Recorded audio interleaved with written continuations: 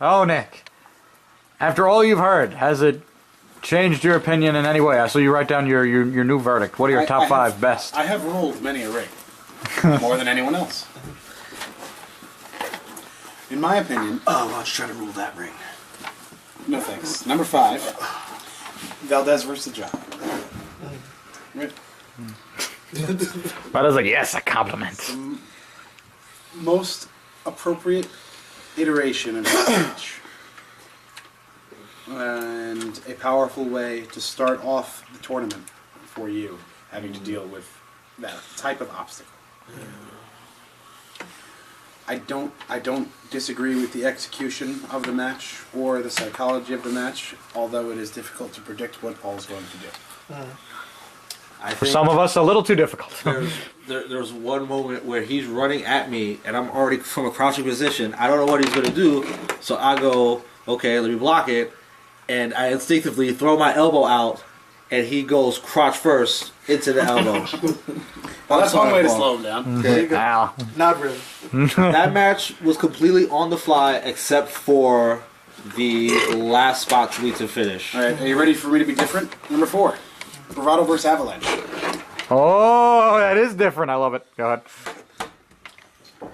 Unlike how everyone else is talking about the implementation of matches and the psychology of matches and doing things just for highlight reels and elevation of wrestlers, if we're talking about elevation of wrestlers, why wouldn't we talk about this? What does this lead to? Good point. So that was not that was the change that I made, but I made sure to write down my list so that I could highlight that I haven't heard anything about this being an important transitional moment towards the ending of that particular title.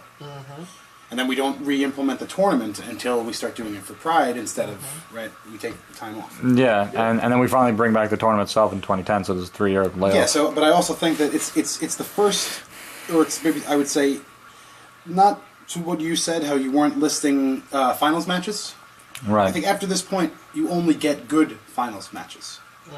Yeah, that's Right? You don't get that's shitty, fair to there's say. no more shitty finals matches. So No. we demonstrate fully our ability to put forth a good ending to the tournament. Whether we have to film it first for time's sake or for energy's sake, I don't see why that doesn't make sense. Right? You know, the thing is too, like, this was the last match of the day, so I was so tired. I was trying, but I was fucking dead. I enjoyed it. Next, I put Havoc vs. the Jock, 7. By that I mean 2007.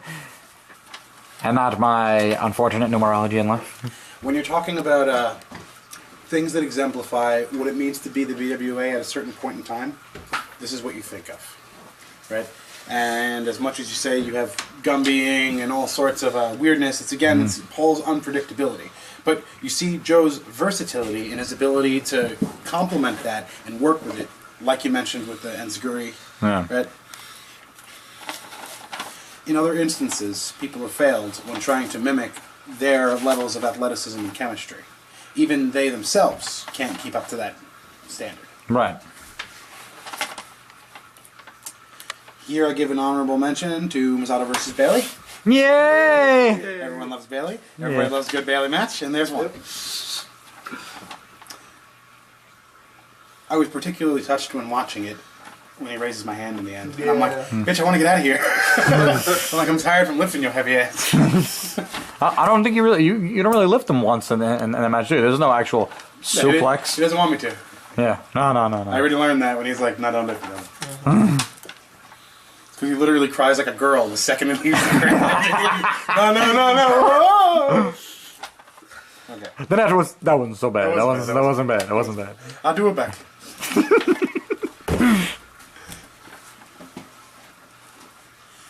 Much like the Jock has made 2 appearances so far, Valdez makes his 2nd appearance in Masato versus Valdez. Yay! I agree that from the look of things, Valdez should have won the match, right?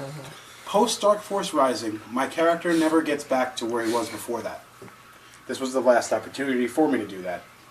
And from the story's perspective, I'm able to succeed both in beating Valdez to the punch and then in beating you ultimately to get the title taken away from me. I'm supposed to retire the next year, yada yada. Then I start dressing like Colonel Sanders for some reason the following year. I like the match, especially in comparison to some of our other matches. But I think we have another match that year, like 2 months later. September, it's better. And I like that a lot more, but we're talking about this. Yeah. But realize at that point, neither of us were tired for the September match. We got to put on a better show. We're not because believe it or not, 2 matches is tiring, even if it is fucking Neo. Right? Yeah. Still 2 matches. It's tiring to have to get up and think that I'm facing Neo. You didn't know until that. I then had to wrestle him. So every time I'm getting up and I'm pissed at you and I'm pissed at Havoc and I'm like, not Havoc, Hazard. I'm like, you know what? I really didn't want to face Hazard either. So win-win. I don't think it's our best performance together, but I like it as far as Lord of the Ring matches go. I like the clothesline spot. I like the flash kick spot. Yeah. Right. Flip those in. I like clips. All right, sure, go ahead. Elimination tournament and a flipping clothesline, and Mazzotto goes upside down and inside out. Wrestling every single week. I like that you win your other matches through different means. And like you said, trying to stylize the matches differently. The flavor does definitely feel different for the 3 matches. The same thing is true for me, but again, because of the variety of opponents. Opponents who have experience, opponents who don't have experience, opponents who have skill, opponents who don't have skill. But you see a huge variance in the performances and in the reaction of the people to those performances. Overall, a good match. My final honorable mention, Mazzotto versus Tyrant. Oh, 2002. Here's the thing. Bringing it back. What the fuck? Pretty sure Mazzotto had never beaten Tyrant at that point. This is the first time. I lost to him. Yeah, I guess so. Yeah. It's an important moment for my character. Not only to win the Ruler of the Ring, but to beat Tyrant, who ended my championship run. Right. Which was existing even through the absence of BWA. Important for both of our characters. And like I said, we don't get a prolonged, after that point, we don't get a prolonged feud again until his return. And then again, he beats me 2 times, I think, and then I beat him again. Right. It adds to both of our stories and the legacy of both of our characters. Let's see if we can throw up like a picture or 2 of that. I think we have like 1 or 2 pictures. My final is Bravado versus Black Dragon. Oh, yay! We win! The reason why I place it at number 1, much like Steve and James have said, it exemplifies the full transition from hobby to sport, and our ability to implement what we know from the sand into a ring. You add in some training and some dedication, and you actually end up with a quality product. The ability to market that product is separate from the ability to execute. Right? And of course, we didn't have to learn about marketing or wrestling on the beach for fun. Right? And now you're doing those experiments and understanding the science of marketing and getting people to be interested in the things you're doing. But at least at your core, you can know that the things you're doing are good. And you're not going to be Dom with more feds than Marcus. That's what I said, Dragon. See, we did good. We did good. I don't doubt your skill. I doubt only experience. But having other contacts in the industry who have that experience give you the benefit of that experience. Don't be afraid to fail. Be afraid to not try. Unless it's with Entourage. And be very afraid to fail. Well, be afraid to not try. Don't be afraid to not try. Just don't try. Don't Just go try on. it. Don't do it. Just go home. Don't do Just it. go home. That concludes my comments on the history of the Ruler of the Ring. That is all the time we have, guys. Thank you so much for joining us in episode, I believe this is 12. Next one will be Lucky 13. We, again, do not have a topic, but we will figure something out. And for the panel, I am James Alexander, and good night. It's the fire!